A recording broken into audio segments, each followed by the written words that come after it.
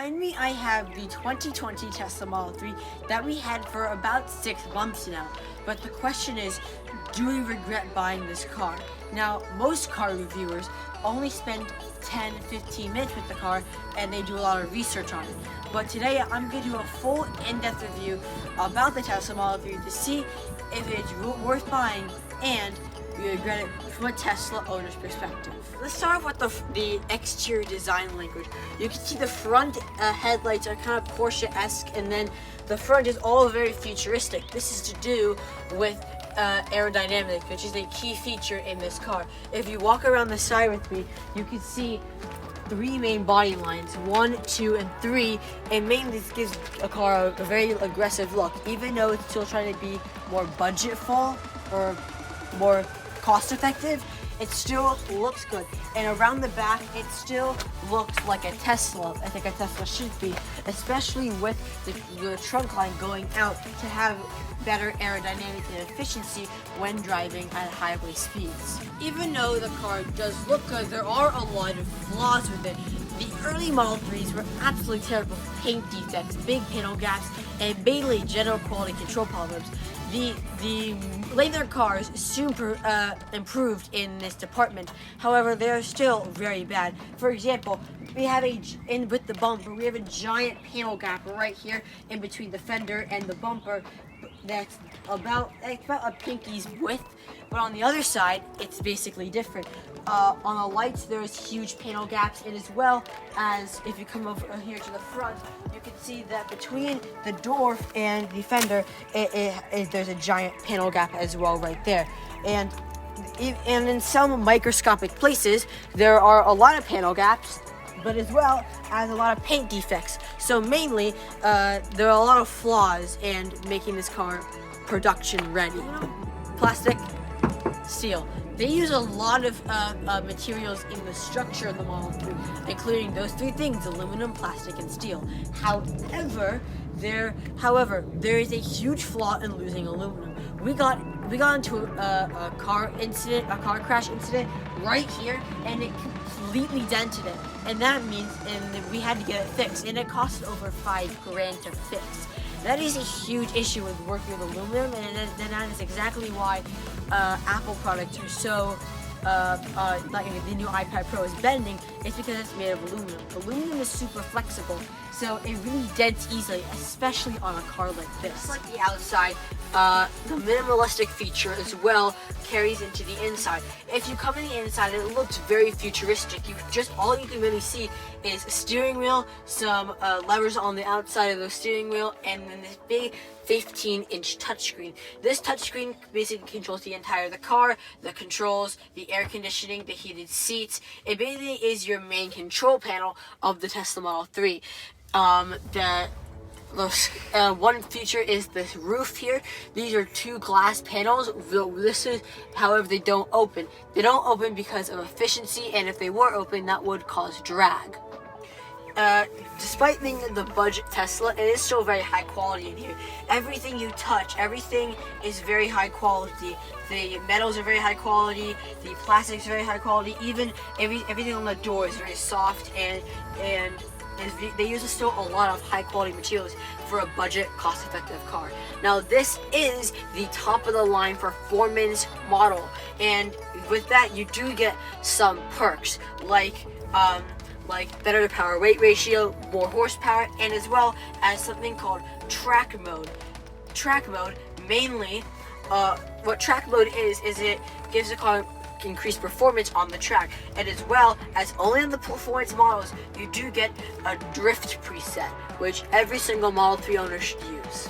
Now let's talk about rear legroom. The seat is where my dad would sit. I am 5'1" in height, and I have plenty of legroom and plenty of headroom due to this glass roof.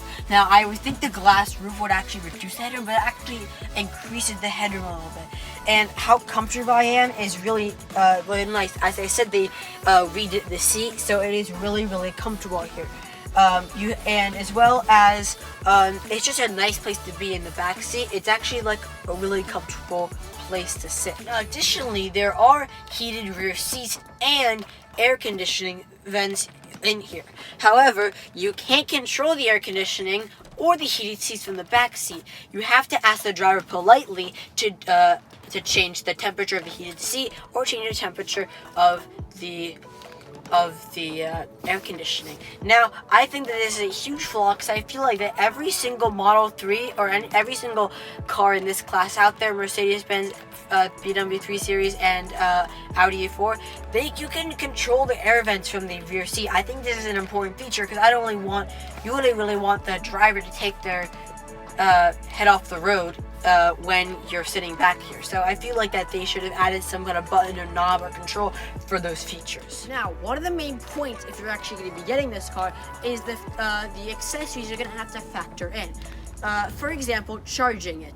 Now, with an electric car, mainly, it would be nice to have a charger at the house. You do get a free, along with the car, you do get a free cable that plugs into a normal wall outlet that you charge the phone from. However, that would take about 2 days to charge your car.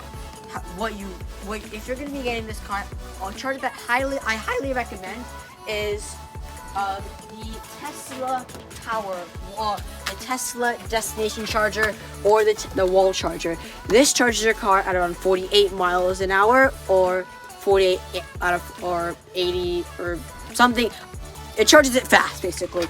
And it's $500. It's actually pretty reasonably priced compared to some other power banks out there.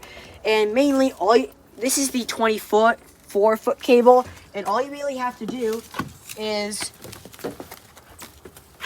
you have your cable, and you press a button. The car unlocks the charging port. Plug it in, you do like a phone, and it charges reasonably fast. This one usually charges overnight on a charge, so it isn't as quick like a supercharger, but it is really quick for the ones that you actually can buy. Now let's talk about storage space. That's pretty important in a car like this, and it is pretty massive. As you can see, we do have a lot of crap back here, but you do get all this space as well as space in that side because, well, there isn't a fuel tank. As well as you come under here, there's actually additional space as well because there isn't a transmission. And in here, you do find the standard cable that you get with the Model 3, and this was the one I was talking about. Doesn't charge very fast.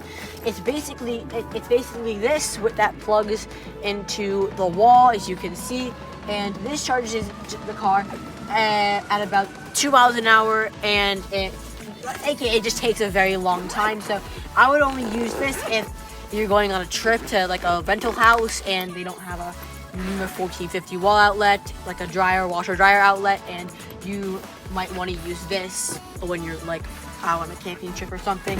So that's what that is for. But moving on to the trunk space, it's very big and you can fit a lot of stuff out here. But there's a second trunk. Now, there is a second trunk, as I said, and you open it by either going on the phone app, which I'll talk about later, or opening the actual car itself and pressing the little open button on the screen. You hear that noise pop open, and what you see here is the front trunk. Now, up here is as I said, the front trunk, and you can actually fit a decent or frunk. As Tesla owners call it. As you can see, it's basically a big amount, a larger extra amount of space for things. You have your windshield washer fluid, which is the only fluid used in this car, but the trunk space is actually pretty big out here. I fit my boosted board up here or a couple backpacks, and it's a great amount of space. Or what we use most about for this is for takeout food, so it doesn't like smell at the cabin. You put takeout food up here, or like pizza or Chinese food, and it just goes up here, and since it's separate from the cabin, you can't smell. Genius.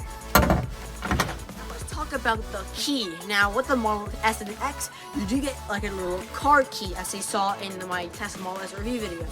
However, with this, you don't get a key. That's optional. That's $150 on their website.